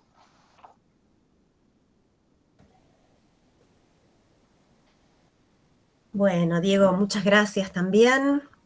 Bueno, entonces ya contamos con la exposición de nuestros 3 invitados de hoy y como había anticipado Sergio, abrimos el espacio para las preguntas, para el intercambio, para las consultas. Quien quiera puede abrir su micrófono y expresar su pregunta, su consulta.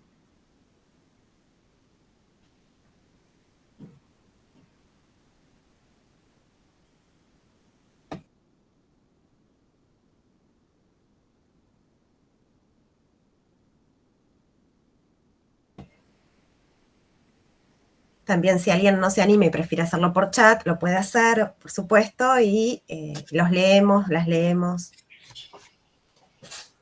Bueno, mientras esperamos que alguien se anime a romper el hielo, la verdad es que todas las exposiciones fueron súper estimulantes y nos dejan pensando muchísimo.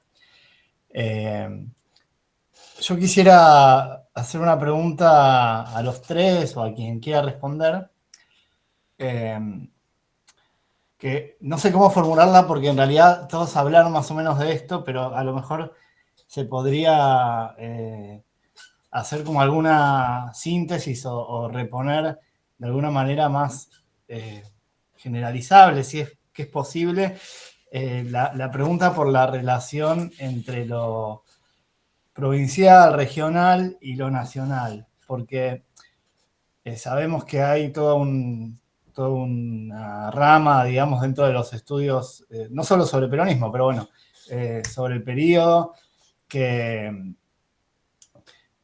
pensó, ¿no?, con las particularidades de estudiar estos procesos desde el interior del país, o estudios extracéntricos, como también se los ha denominado. Y ahí yo creo que es necesario distinguir, ¿no?, lo que serían estudios de escala nacional de estudios de escala metropolitana o porteña con pretensiones de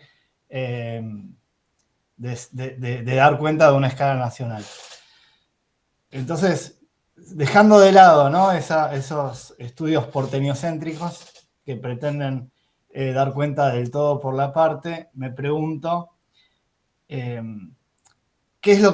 cómo podemos sintetizar los aportes que nos brindan los estudios regionales y provinciales para una mirada de la cuestión a nivel nacional, ¿no? Porque más allá de, bueno, en esta provincia pasó esto que es distinto de lo que pasó en esta otra, no sé si se entiende, ¿no? Cómo pensar no las particularidades en sí que nos aportan para el conocimiento de lo que pasó en esa provincia, sino cómo pensar los aportes a una mirada nacional, si es que es posible.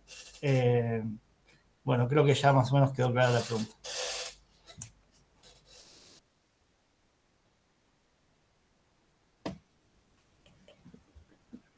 Bueno, no sé si quieren ir respondiendo ahora o leemos, porque acá también Laura plantea una pregunta por el chat. ¿Y yo puedo sumar una pregunta para Marisa? Claro, por supuesto. No, porque me parece muy interesante el caso particular de La Pampa, porque quedó como una especie de limbo institucional desde que se había recientemente provincializado a que, bueno, eso queda la Constitución sin efecto y recién, como dijiste, se aprueba una nueva Constitución en 1960, o sea, pasaron un montón de años. ¿Cómo se ubica en ese caso el antiperonismo que obviamente acompaña a la Revolución Libertadora, pero en función de esa situación en la que quedó la provincia, si hay algún tipo de manifestaciones, reclamos, o sea, y en eso se plantea alguna cuestión de discordia con el gobierno en función de esa particularidad, ¿verdad? Que es como que hubo un retroceso en la institucionalidad de la provincia en relación a lo que se había alcanzado durante el peronismo. Entonces, bueno, esa cuestión en particular, si podrías ampliar un poquito.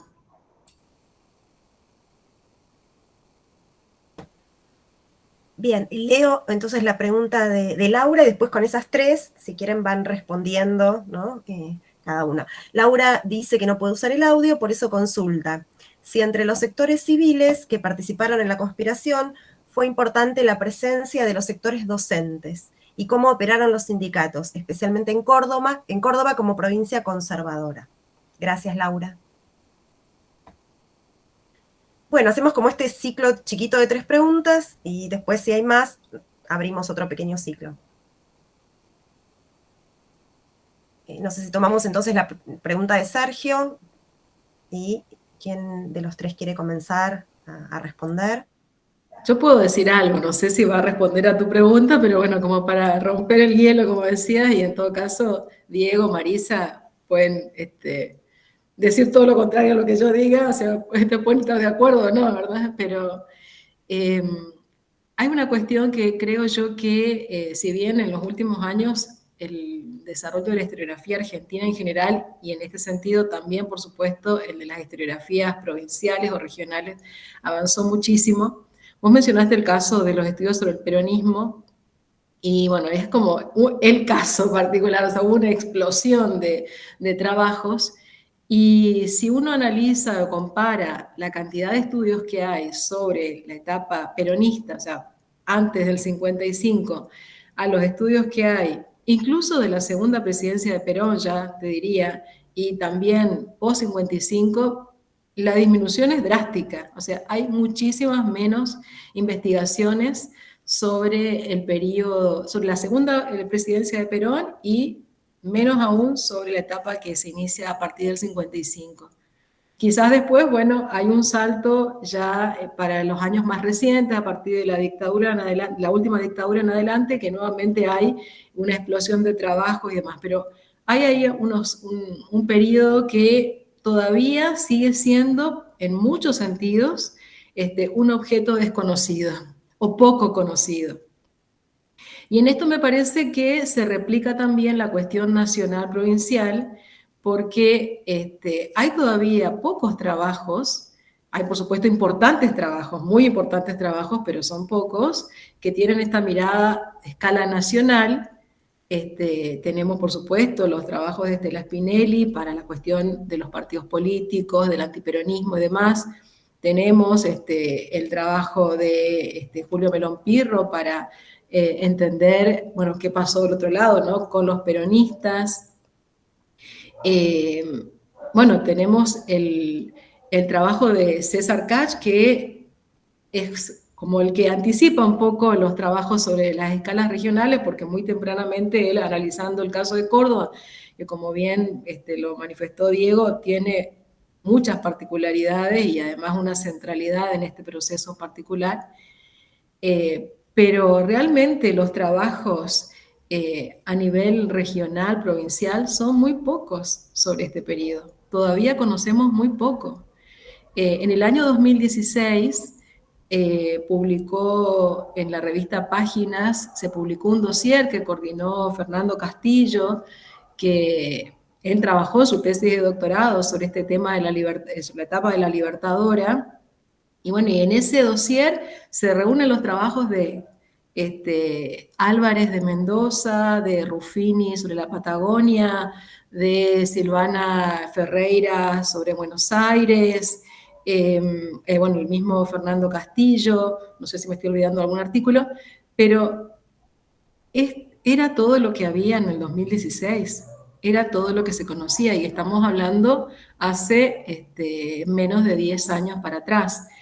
Y en estos últimos 10 años hubo algunos otros trabajos que han avanzado. En general, lo que yo veo que sucede es que muchos de quienes, porque de hecho incluso también me pasó a mí, muchos de quienes han estudiado la etapa peronista después avanzan sobre los periodos que le siguen y siguen trabajando, digamos, esos otros años, pero claramente hay muchísimos menos trabajos. Entonces, yo creo que es muy diferente el análisis o los balances que se pueden hacer sobre esta cuestión de las escalas a nivel escala nacional, escala provincial, cuando se piensa un problema como el tema del peronismo o la etapa peronista, o cuando se piensa un tema como este que estamos trabajando nosotros acá, porque creo que todavía la mirada nacional sobre esta cuestión es muy potente y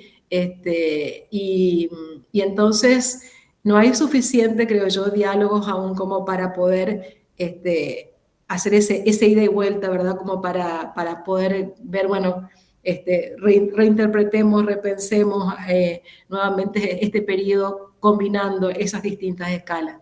Creo que todavía la escala nacional para este tema sigue teniendo mucho peso. Y Y bueno, hacen falta, creo yo, que conozcamos. Bueno, hace poco vi que también hay trabajos en Catamarca, creo que este año salió un artículo muy interesante en el caso de Catamarca.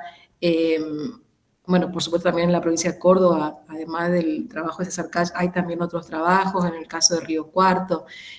Hay más trabajos, pero todavía me parece a mí que los trabajos son incipientes, hay muchos que están recién empezando y entonces creo que eso marca una diferencia en relación a los debates que se plantean sobre esta cuestión, sobre, por ejemplo, el tema del peronismo. Yo voy a decir, Marisa, si me permitís, un par de cositas sobre lo que señalaba Marimar, ¿no? Diría, a partir de la pregunta de Sergio, yo señalaría lo siguiente. En primer lugar, efectivamente, el modo habitual de en que fue avanzando la historiografía fue, bueno, de este modo ¿no? Sinécdoque, ¿no? De la parte por el todo. Eh, pero la primera reacción de escribir historia de las provincias es, digamos, si la forma normal parecía ir completando por adición y agregando al relato matriz aquello que todavía no había sido dicho, pero que se ajustaba a la línea trazada, la primera reacción frente a esto es construir por oposición, ¿no? Y yo creo que hay que pensar el espacio nacional como un espacio que es heterogéneo, pero como un espacio que tiene tanto tensiones como vínculos y alianzas que son muy, que en cada momento se están redefiniendo. Bueno, pensemos en la política en la actualidad, y eso nos puede dar una pista para pensar también la política, los vínculos en el pasado. César Cach reconstruyó de un modo desde mi punto de vista,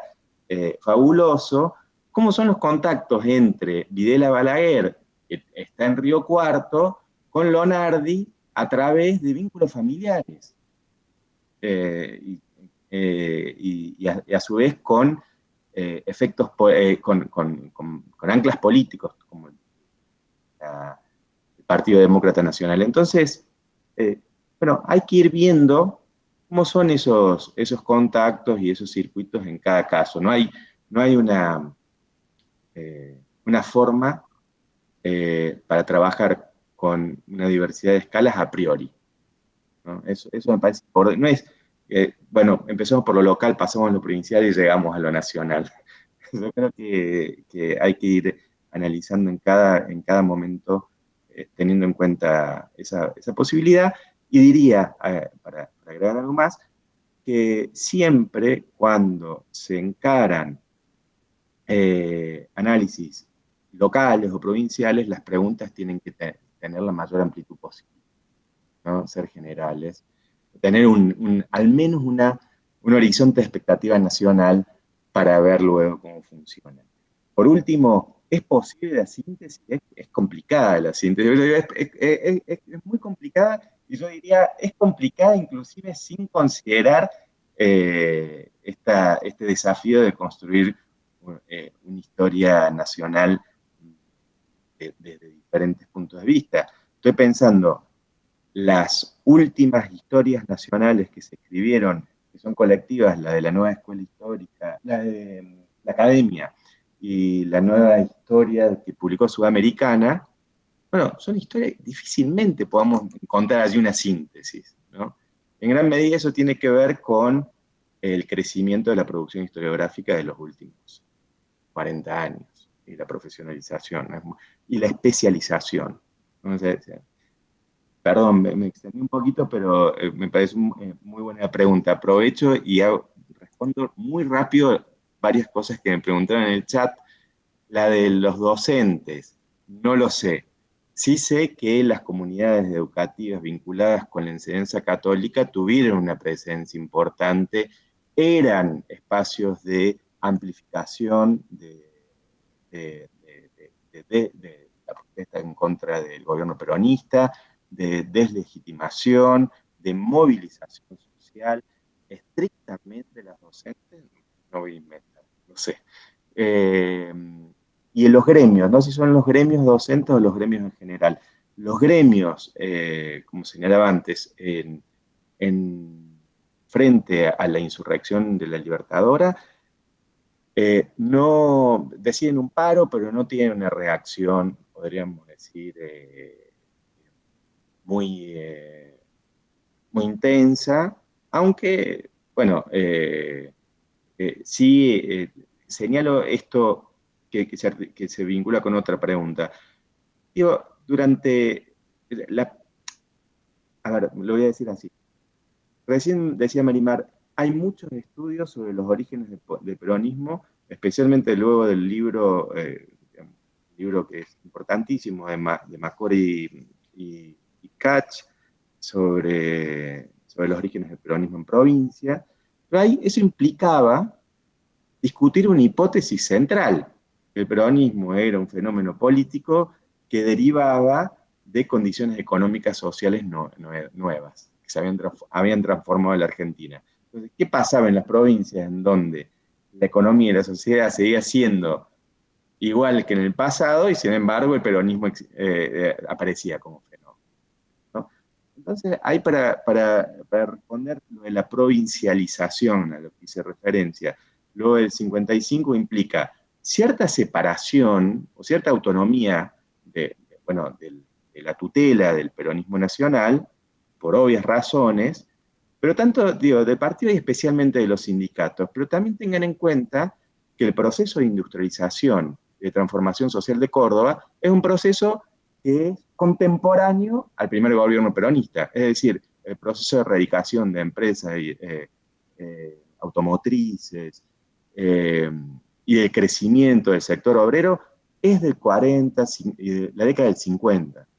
Entonces, es un movimiento obrero joven, reciente, calificado, moderno, y que hace su entrada también a la participación política y sindical luego de la caída de Perón, como les decía, con dirigentes muy, muy jóvenes, ¿no? Con dirigentes muy, muy jóvenes. Bueno, no sé si respondí más o menos. Ahí me parece que Ivonne levantó la mano para, no sé si tiene una pregunta. Sí, no sé si vos, Marisa, querías responder. Sí. Y así cerramos ese ciclo y abrimos este último con la pregunta de Ivonne y algo que planteó Alberto en el chat, que algunas cosas ya las respondió Diego recién, ¿no? En mi caso, primero coincido con el análisis que hace Marimar en relación a la pregunta de Sergio. Es difícil una síntesis, es difícil un panorama sobre el campo, porque es verdad, la mayor parte de los estudios no se concentran en la primera etapa, y en lo que sigue después.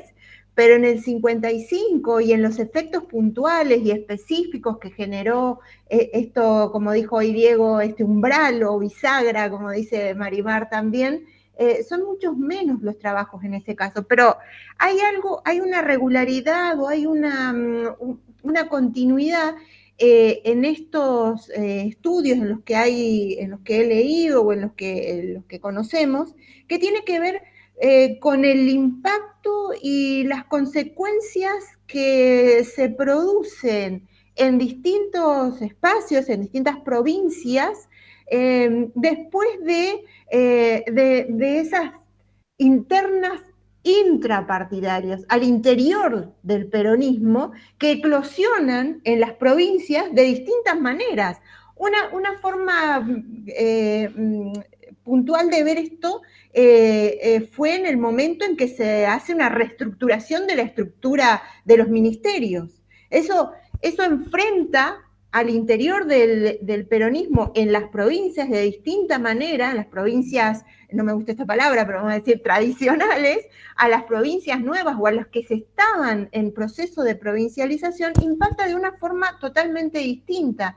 Y en esto de los peronistas que habían llegado en el caso de Chaco y de La Pampa, en esta primera etapa de provincialización, a los que se sumaban con los cambios a partir de la segunda presidencia. Es decir, hay una regularidad en el impacto que generan las decisiones que se toman a nivel nacional acerca de qué hacer con el partido y qué hacer con la estructura de ese Estado o esas capacidades estatales que el peronismo planificaba, proyectaba y necesitaba aplicar en las provincias. Las provincias reaccionan de diferentes formas. Eso tal vez es una regularidad que vemos, bueno, en el caso que expuso Marimar, en el caso que expuso Diego también, en el propio de La Pampa y en algunos otros, donde la lucha por el poder político al interior del peronismo es también intensa, es fuerte.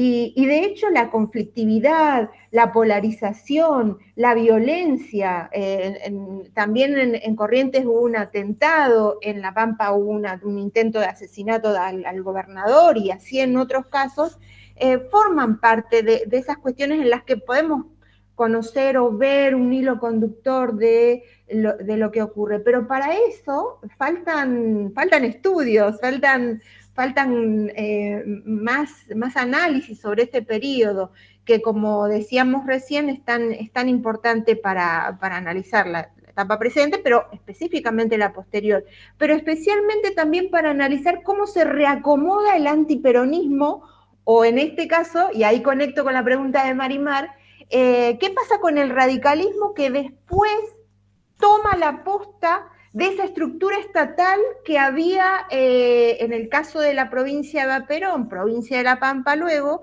¿Qué hace el radicalismo con ese Estado provincial y esa estructura normativa, institucional, política que estaba en funcionamiento y en plena reestructuración? La prueba más clara de lo que hace es reactivar la conflictividad al interior del radicalismo. El radicalismo en La Pampa se divide no solamente en 2 líneas, sino en 3 líneas, y esas divisiones generan que ni siquiera existan acuerdos para elaborar una constitución provincial que reemplace la primera constitución provincial que había tenido La Pampa, que por ser una constitución inspirada en la del 49, obviamente va a ser derogada. Pero hasta el 60, cuando se reacomoda el radicalismo, es hasta ese momento donde no surgen acuerdos con los sectores que, digamos, debían conducir ese proceso de formación estatal que había llevado adelante el peronismo antes de la Libertadora.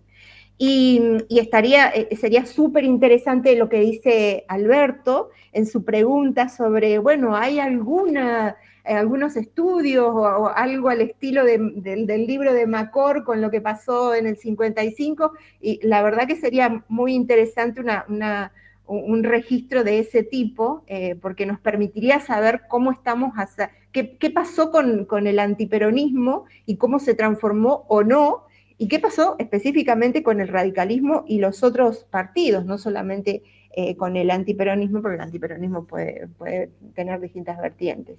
Eso por mi parte a las 2 preguntas de Marimar y de Sergio. Bueno, ahora nos quedan los últimos minutos para dar espacio a Ivonne, que tiene la mano levantada, y a la segunda pregunta de Alberto. La leo, algo ya había mencionado Diego, pero él consulta si la provincialización del peronismo post-55 tiene similitudes con la provincialización del peronismo cordobés actual en relación a la centralización desde Buenos Aires. Ivonne, gracias por preguntar. Hola, bueno, primero muchas gracias a ustedes. Quería hacer una pregunta de otro orden que tiene que ver con el ejercicio de la violencia estatal y de la violencia política. Traigo las 2 categorías porque la pregunta está más orientada a la exposición de Diego, pero queda abierta. Quien hizo mención, ¿no?, de la existencia de 70 víctimas durante las jornadas de septiembre, entiendo, ¿no? No entre junio y septiembre, sino en las jornadas de septiembre.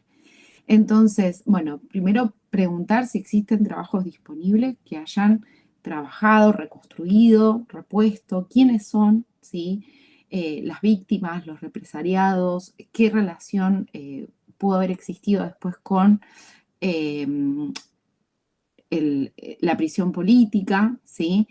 Si hay trabajos de memoria, y ahí adelanto alguna cuestión que por supuesto no me es propia, ¿no? Pero que viene pensando y discutiendo que los trabajos de memoria sobre los eventos de 1955 tienen referencias muy modélicas con los trabajos de memoria disponibles sobre la última dictadura, ¿no? Que se aproximan a pensar el 55 con el herramental con el que hemos pensado la última dictadura militar. Bueno, conocer eso, ¿no? Si hay algún trabajo que nos dé cuenta de si esa violencia fue mixta, ¿no? Si fue ejercida por alguna de las fuerzas militares particularmente o de las policías, y quiénes son los sujetos represaliados, ¿no? Son 70, me imagino que debe haber alguna variedad interesante para pensar. Nada más, gracias.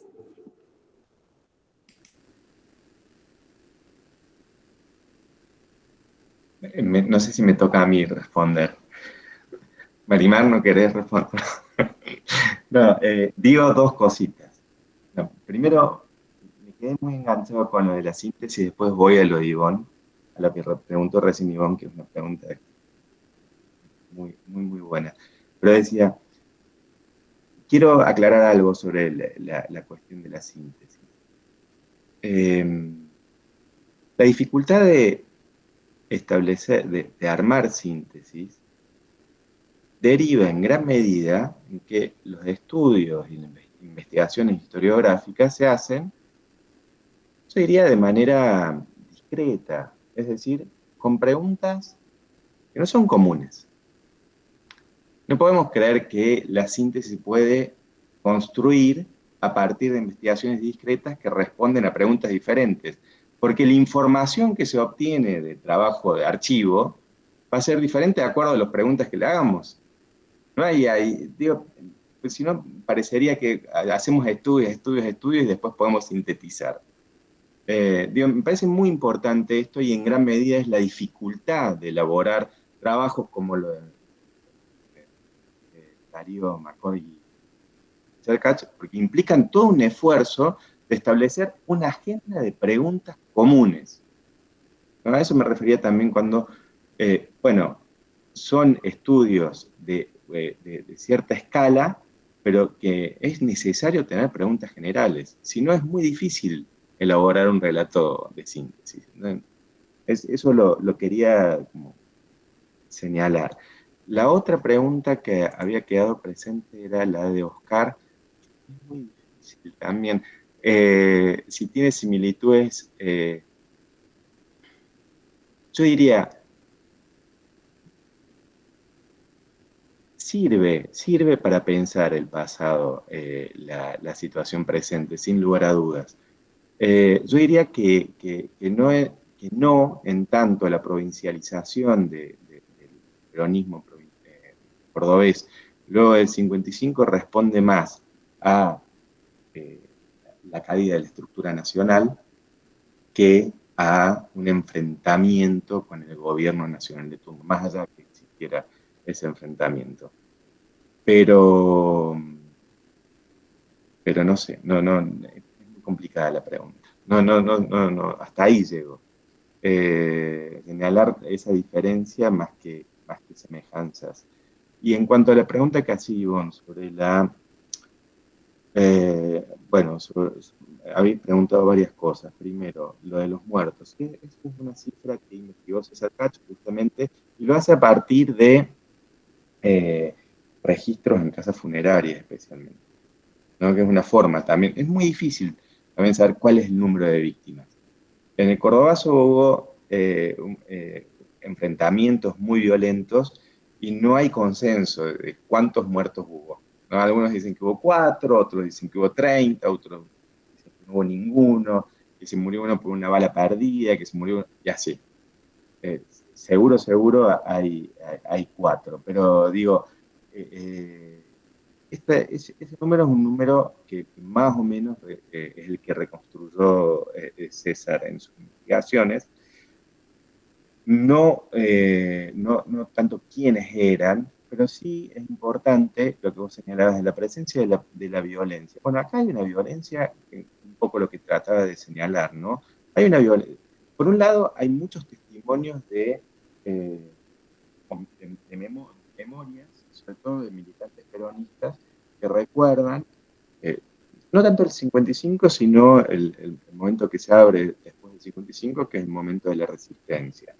¿No? Y puedo dar varios ejemplos, pero uno es el del Pío Torres. Bueno, el Pío Torres lo que señala es que él estaba movilizado junto con las tropas leales a Perón en Altagracia, esperando para entrar en la ciudad. Que no entró porque Perón dio la orden de negociar, pero digamos, estaba dispuesto, estaba armado, acompañando a las tropas leales junto con otros civiles. También señalé recién, Videla Balaguer quiere poner paños fríos y los comandos civiles siguen actuando. A la vez, uno podría pensar que la violencia durante el gobierno peronista estuvo presente, pero no solo por parte del Estado, sino también de los opositores, una serie de atentados y levantamientos. ¿No? Digo, ahí hay una presencia que no podremos decir está monopolizada por un sector. No monopolizada por un sector. Y que forma parte de, yo diría, los enfrentamientos políticos. Claro que esa presencia de la violencia va mutando, y no creo que sea una cuestión tampoco gradual, que empiece de un modo y va acumulándose. Va mutando, yo en ese punto soy muy historicista, hay que ver cada coyuntura. Y hay varios trabajos, yo creo, hay un trabajo creo que de Omar Hacha sobre la violentología, algo así lo tituló, no lo recuerdo exactamente. Creo que hay un trabajo viejo de Luis Alberto Romero también. Bueno, hay varios trabajos que retoman la presencia de la violencia en la lógica política argentina que pueden ser retomados. Y yo, si puedo, no sé si hay tiempo, agregar una cosita. También, bueno, sumando los trabajos que decía Diego, creo que también los trabajos de Marina Franco, que en los últimos años está trabajando justamente el tema de la violencia estatal en una mirada de larga duración, me parece que también son muy interesantes. Y con respecto en particular al tema de esta cuestión de los muertos y el ponerle número, digamos, a la violencia en esta, es claramente muy, pero muy difícil, y ahí están las limitaciones de las fuentes.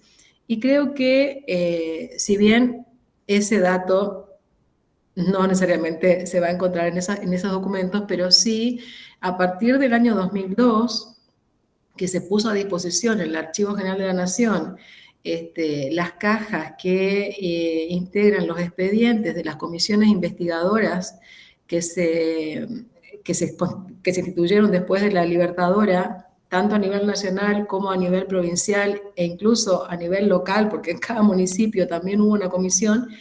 Bueno, a partir de que se puso a disposición esa documentación, hay algunos trabajos, bueno, que no muchos tampoco, pero que han empezado a indagar en esas fuentes. El caso, bueno, la pionera va a ser Marta Ruffini, que trabajó para la Patagonia, y bueno, después Silvana Ferreira, que es quien más ha estudiado esa documentación, y bueno, también hay algunos otros trabajos, en el caso de Corrientes, está trabajando Nahuel Castelo, y bueno, también Fernando Castillo para Jujuy, pero no hay mucho todavía, y creo que es una fuente sumamente rica que todavía hace falta seguir explotando. Lo mismo que la documentación del archivo Rojas, que también, bueno, hace relativamente poco tiempo se puso a disposición y me parece que todavía hay ahí una cantera de información que no ha sido totalmente explotada, que hace falta seguir indagando.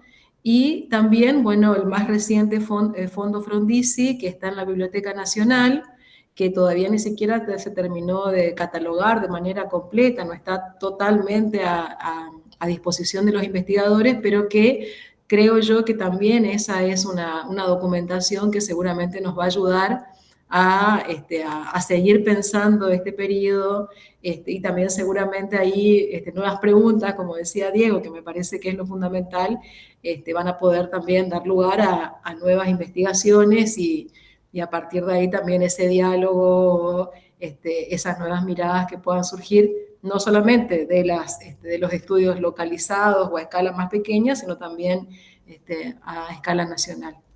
Eso nada más quería agregar. Bueno, muchísimas gracias, ya no nos queda más tiempo, pero realmente a Marisa, Marimar y Diego, muchísimas gracias, la verdad que fue un lujo. Creo que nos vamos con una agenda de investigación, lo cual es súper interesante. Y también Marisa anticipaba un poco el tema de la charla de mañana, que vamos a trabajar con María Estela Spinelli, la cuestión del radicalismo, ¿no?, en el contexto de la Libertadora. Así que, nada, con muchas ganas de seguir toda la semana con estos intercambios. Así que nuevamente muchas gracias también a todos y todas quienes estuvieron ahí con la conexión y con ganas de participar. Así que la seguimos y bueno, un abrazo. Gracias a todos. Muchas gracias. Gracias. Muchas gracias. Adiós. Un abrazo.